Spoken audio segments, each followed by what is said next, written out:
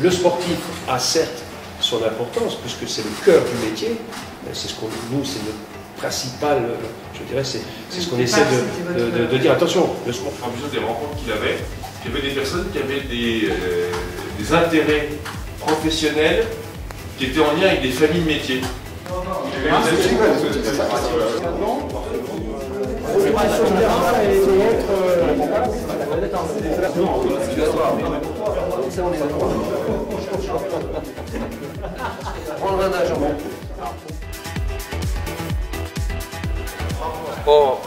Oh, cut it back to Momo.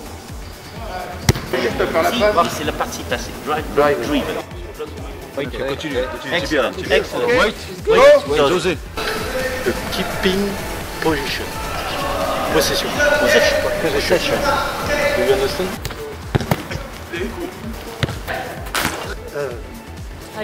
Tidy up. Does anybody understand? Yes. It's okay for us? For everybody? No.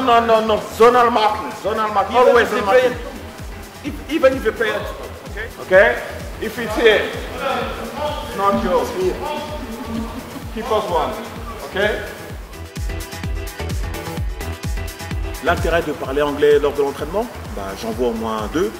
Le premier, c'est d'être capable de se faire comprendre par les partenaires, de donner des informations justes, précises, afin qu'elles soient exécutées au mieux possible. Et ça, c'est toujours intéressant dans un rôle d'entraîneur. Le deuxième est qu'il est possible qu'un jour on soit appelé à évoluer à l'étranger. Et parler anglais aujourd'hui, c'est une condition sine qua non, quel que soit l'endroit dans le monde où on pourrait se retrouver. Parler anglais pour l'entraîneur, c'est devenu essentiel. Et le fait de le faire ici est pour moi plus qu'important, voire primordial.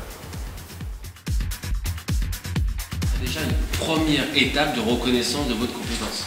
Pourquoi est-ce que le syndicat des maîtres nageurs sauveteurs, des moniteurs de PS, ils se battent dans les clubs pour imposer l'obligation de la loi? Je sais que c'est un pléonasme, imposer l'obligation de la loi. Mais, alors l'avocat, je dirais plutôt le conseil de l'UNICATF, puisque l'UNICATF a deux grandes missions.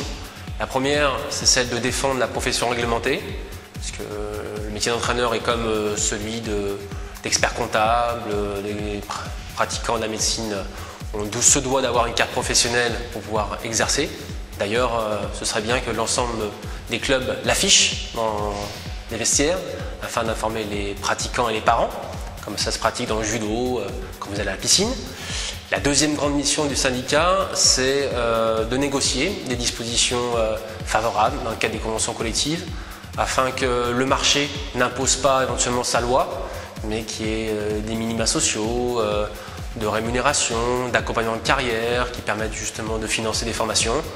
Et enfin, le troisième élément, c'est celui que fait l'UNICATF à travers cette opération Libre à l'emploi, c'est accompagner dans les moments forts.